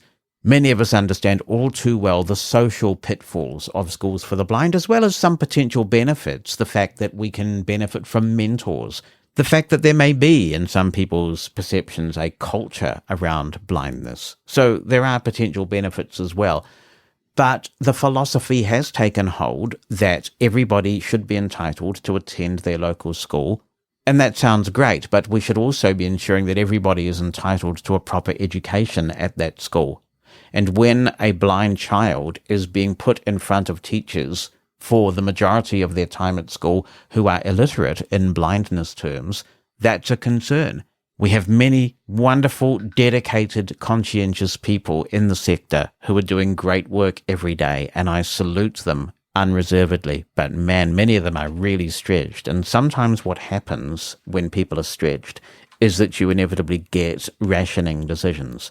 And we've just got to watch the fact that Braille is not rationed and only given to those students who are perceived to be the most capable or the most blind. Haya Simkin is writing in and says, Dear Jonathan, congratulations on the birth of your granddaughter. Thank you so much. I am not a parent or a grandparent, but I have nieces and nephews who are 5 or younger, and I love them. They fascinate me, especially when they change so quickly every 2 weeks or so when they're very young. Yes, it's a lovely time, isn't it? Enjoy them, he says. Maybe when she's verbal, you can have her on the podcast. A man called Tony Schwartz, who recorded just about everything he did, made a recording where he spliced together recordings that he made of a child, perhaps his own, from the time she was several months old up to when she was at least 6. And it is a fascinating listen. She goes from gargling and giggling to telling you about something that happened to her, I think, seemingly within seconds. Clearly, I don't remember the recording very well. It's been a few years since I heard it on a Radio Lab episode, but if you can find it, I think you'll love it. I must say, Haya, I spent a lot of time recording my kids when they were little, and people who've listened to me on the Mosen Explosion over the years will have heard the Banana Report, and when they've turned 21, I've only got one child left to turn 21, I have put together montages of their life from when they were very, very little all the way up to the present, and it's wonderful. And of course, if they've got partners by that stage, the partners really appreciate it too. Now to my real question. I want to thank the listener who sent in the article on Braille and the International Phonetic Alphabet. It was an interesting read and provided me both with some discouragement and some hope. The article said there is a Braille table for the IPA, and it's no harder than learning any other Braille table, and this gives me hope. However, the discouraging part is that no screen reader has it installed, neither the Windows screen readers nor VoiceOver on the Mac, which is what I use. Linguistics is a good career for blind people, to the point where it's stereotypical. It's even mentioned in the article. It just so happens I match that stereotype. I am hopeful again, because it seems that I read that you can add tables to VoiceOver as of macOS Catalina, which was about 4 years ago. Is this true? If so, how do you do it? Do you need to be a programming geek? I'm a language geek, not a computer geek. I just use the thing. Is there a way to create the Braille table from scratch, or does a table already exist somewhere on the web, and I would just have to think about how to add it? At the end of the article, there was an appendix which has all the symbols listed, so I saved the link just in case. For any Windows-using linguists out there, can this be done there? Thank you very much for your podcast. I imagine, Haya, that you could just drop a Braille table file, if you can find such a file, into the right place on your device. I don't think it will be a complex thing, but I'm speculating. So if anybody knows about adding Braille tables in macOS and where you would get the IP Braille table that he is after, by all means, share the intel. Be the first to know what's coming in the next episode of Mosen at Large. Opt into the Mosen media list and receive a brief email on what's coming, so you can get your contribution in ahead of the show. You can stop receiving emails anytime. To join, send a blank email to media-subscribe@mosen.org. That's media-subscribe@mosen.org. Stay in the know with Mosen at Large. Russ Winetsky's getting back in touch. He says, Hi Jonathan, so glad to hear you had a nice vacation. I'm trying to figure out how to make an endless loop on my iPhone, which I can listen to at night to insert certain ideas into my subconscious mind. Things like, Jonathan's birthday is coming up on the 24th of April. You must save up and send PayPal. Okay, he didn't write that. I must confess, he did not write that. but he did write, I called Apple Accessibility and actually got a voiceover user. How exciting, he says. After exploring all the possibilities, it seems it may not be possible to do it on the Apple Voice Memo app. The person with whom I spoke suggested that I might be able to use a third-party app which creates loops by loading the audio file into that third-party app. After checking all the possibilities of loop makers, it seems many of them might be very visual, because there are things like circles you need to tap on, and many of them are made to loop music. I was hoping either you or your listeners may have a solution to this problem. I'm hoping that it can be somewhat of a simple procedure and not too cumbersome. As a last resort, I do have one of the original #1 versions of the Victor Reader Stream. Under the recorder section, the 7 key speaks the word loop. I've tried various ways of trying to use this key, however nothing seems to work. I know you don't use the Victor Reader Stream, however some of your listeners may have a suggestion. I'm really motivated to make this happen, and would welcome any suggestions, including any other recorders I might purchase that would have this feature. I'm glad your show is back after your holiday, because I always look forward to the podcast to keep me company over the weekend. Thanks, Ross. We were talking recently about the DJ app from Algorithm, and I wonder whether that might possibly work. But I'm no expert in this at all, so let's open it up and see if anybody can help. So basically what you want to do, as I understand it, is take a file, an audio file, and just have it play on repeat. I could tell you easily how to do that on a PC, but on the iPhone, I can't immediately think of an app that might do it. I'm sure somebody will. Please be in touch and help Ross out. Jonathan@mushroomfm.com if you want an email, an audio clip, or write something down like Ross did. Or you can call into the listener line 864-60-MOSEN, 864-606-6736. Zero coming to you from Vancouver, Washington, near Portland, Oregon. Just to let you know how much I am loving court reporting school and how much I think it is an awesome career for anyone, and especially a well-read person, and as a lot of us who are blind and been educated are. And it's an awesome career for someone who reads Braille, because when you're in court, sometimes you need to read back, and you also have to edit your own work. Right now, I have made it to 60 words a minute. Well, I can technically do about 80. I need to get to 225, so I have a long way to go, but it's not bad for 8 months. But people are saying that this career is dying because, well, we have digital recordings, but there was a big trial going on here in America where someone got a rough draft from a digital company, and they're like, we paid $450 for this crud? What is that? And they're like, oh, that's not our court reporter. So I actually had Voc Rehab tell me they wouldn't pay for court reporting because, wow, court reporting is dying, and it's not. It's an awesome career. There are some accessibility challenges. Some of the software needs some tweaking to work better, but at least one of the companies, shout out to Advantage Software, who makes the software called Eclipse. Not the programming software, it's Eclipse software for court reporters.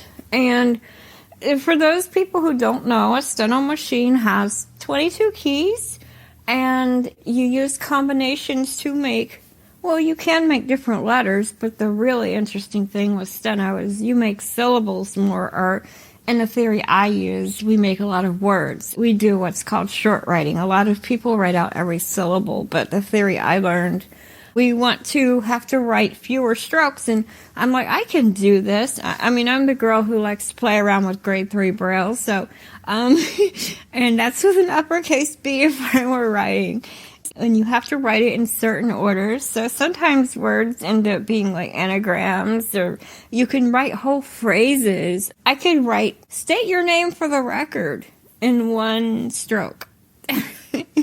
And so I think that's pretty cool. I love steno, and I'm telling you about steno because it's court reporting and captioning week here in the U.S. I wanted to encourage any blind people or anyone who's listening who is not sure what they want to do, is good with writing, is good with spelling, has a pretty good acumen for their technology. You really probably need a good grounding in Braille because you are going to be using that. And there are job opportunities. You can freelance. You can work in the court. Yes, a lot of courts are going to digital now, but so many still want real writers. The problem is we have a shortage. So if anyone has questions and would like to reach out to me, I'm not going to hide. I'm available for questions. You can contact me at edenkaiser0718@gmail.com, and Kaiser is spelled Kizer, so that's EDENKIZER0718@gmail.com. And I'm also getting back into the ham radio, so anybody contacting me, KC9WHD, I'm back on the air. Well, when I'm not editing for other court reporters, because that's what I do now for work. That's also a good job if you are good at editing and you don't mind learning some software that's a little expensive. I won't lie. The editing software is, don't fall out of your chair, Jonathan, $1,700 US. It's even worse once I buy the steno software, which is when full steno, once I'm out of the student version, it is $4,000. So all of us in our community who talk about things being expensive, well, stenographers have the same problem. The difference being, though, most of the stenographers I know are, well, my one friend stated she made $85,000 last year. I'm going back a little late, but I have never felt so excited. You know how most jobs are just a job. I love getting on my steno machine. And I love being that fly on the wall when I'm transcribing or editing people's things. And I'm tired of talking for a living. That's what I did most of my time. Well, Eden, how refreshing to hear somebody who loves what they do. I love what I do too, and it gives you a sense of purpose and bouncing out of bed in the morning and all those good things. So I'm glad that you found something that appeals to you in that way. And it is not, unfortunately, National Court Reporting Week in the US now, because by the time I got that message from Eden, I'd already put the podcast together. But even so, if you're considering a career, that might be one you want to consider.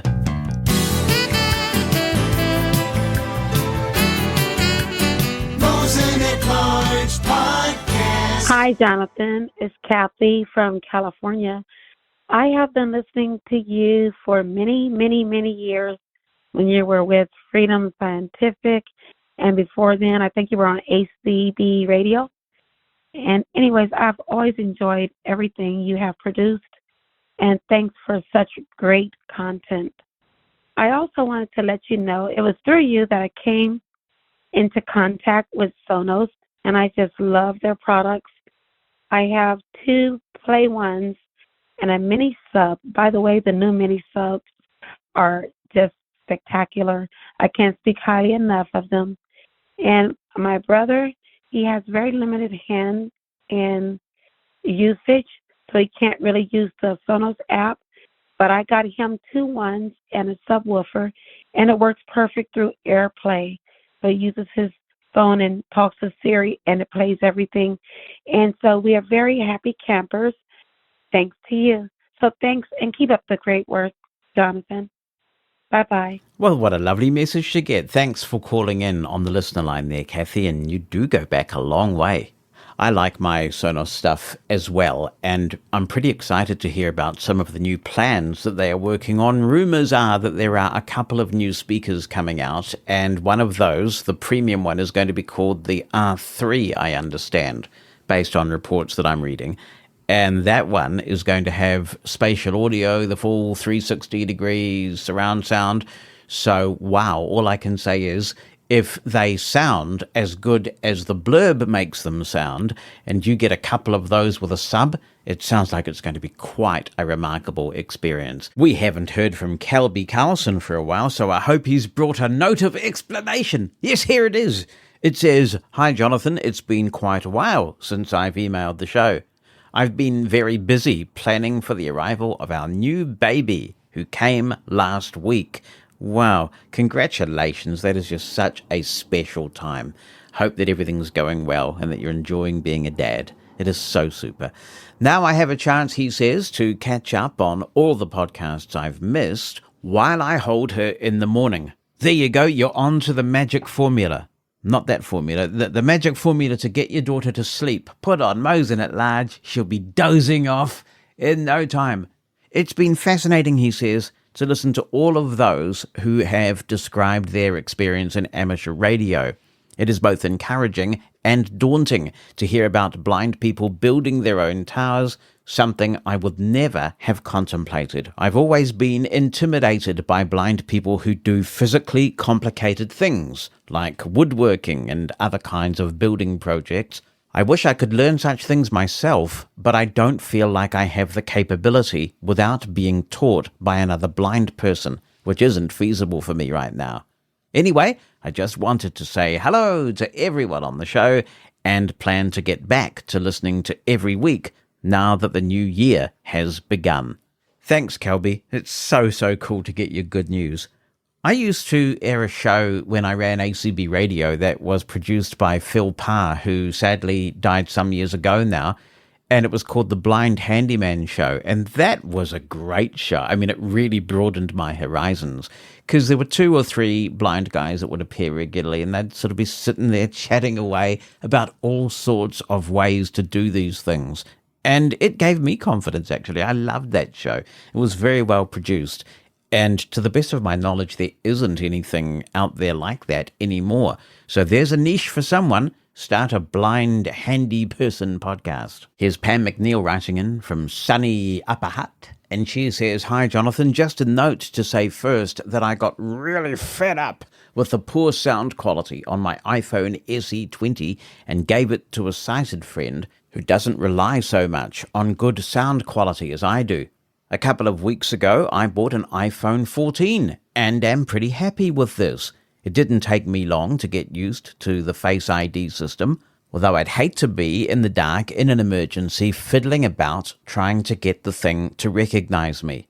Although I don't usually like this feature, I have Raise to Wake turned on because this seems to get the phone's attention long enough for it to look for my face. My only issue with the feature is that every time I move the phone, the screen reader starts talking. This gives any sighted people not used to talking phones quite a fright when they hear my handbag speaking. Thanks so much for reviewing the new Victor Reader on the first Mosen at Large for the year. I was interested to hear all the feedback from listeners in last week's episode. It is a pity about the non-removable battery, as I find if the player gets stuck in a loop of stupidity and won't work properly, removing and reinserting the battery usually resets the unit. Do you think the Sense Player OCR from Pacific Vision might give the stream a run for its money? Do you have any thoughts on this product? I recently got myself a Mantis Braille with an uppercase B writer, mostly for its Braille terminal capabilities. I've paired it with my iPhone, but confess I haven't really mastered all its capabilities yet, as I am pretty time poor at the present. I do, however, look forward to discovering all its features. Keep up the great work on your fantastic show. Thank you, Pam. Ooh, it sounds like you've got quite a few gadgets lately. That is exciting. Face ID, first of all. I have Raise to Wake turned off, and what I do when I want to unlock the phone is just hold it out in front of me and press the side button. It then just instantly unlocks for me, and by the way, it does so in the dark. I have had to unlock the phone at 2 or 3 a.m. and have no difficulty with it. Just hold it out in front of you at the right distance, and then press the button when you're ready. It unlocks right away. The other thing you might want to check is if you had sighted assistants help set Face ID up for you in the first place, it may have attention mode turned on, and that is much stricter, and it requires you to be looking squarely with eyes open at the phone. Some blind people can manage it, but it does make it more difficult. And that's why when a blind person sets up Face ID with VoiceOver on, it automatically disables the attention mode. You can manually go ahead and enable it again. But if you go into the Face ID settings and just check whether that attention mode is turned off, if it's on and you turn it off, you will find it much easier to unlock with Face ID. The Sense Player is interesting. We have invited people from HIMS on Mosen at Large before to talk about other products and not had any luck. But I am continuing to reach out, and we'll see if we can get someone from HIMS to talk to us about the Sense Player, because it does sound like a competitor to the Stream. It may be a bit more complex, so you sort of have to wonder, where does this product sit between the simplicity of the Stream and the more advanced usage available in a smartphone? Would a Sense Player user or a prospective Sense Player user be using a smartphone anyway? So we'll see if we can get any engagement from HIMS. We'd dearly love to do that because we like to let people know about as many choices as possible. We need to crank this one up nice and loud. Crank it up. Yes, because we've got an email from Steve in the UK, and he says, "Hi, Jonathan. Love the podcast. I learned so much from the great content and contributions." Thanks so much, Steve. I have a question about speakers for my PC and wonder if you or your listeners could help. I would like a pair of good quality speakers for my PC. I'm a JAWS user, by the way. I would like to be able to connect my iPhone 14 to them also to be able to take calls, I guess Bluetooth. I also have a hearing impairment and wear BTE hearing aids. These are Bluetooth as well, but I prefer not to have calls and notifications keep coming through them while I'm home and using JAWS at the same time. There's too much going on if I do this. Hope that makes sense. Because of the hearing impairment, I do want a good quality pair of speakers to give me as much chance as possible to hear as well as I can. I would also be interested in a headset with a mic to do the same job. I try not to use headphones for too long, as they don't help my tinnitus. Life is never simple, is it? He says. Hope you can assist, and thanks for the great show. Thanks, Steve. So based on your description, it sounds like you don't like working with JAWS and having the iPhone coming through the same source. So what I'm inferring from your email is that you want speakers that will let you use them with JAWS at one time and then use them with your iPhone at another time. And probably the easiest way to connect to the PC would be via USB or the analog jack, but most likely USB, and then a Bluetooth option to connect easily to your iPhone. There are some very good quality speakers out there these days. The sound that people are getting from their PCs is remarkable, especially if you go the whole hog and have a sub and surround and things. I mean, you can be immersed in sound from your computer.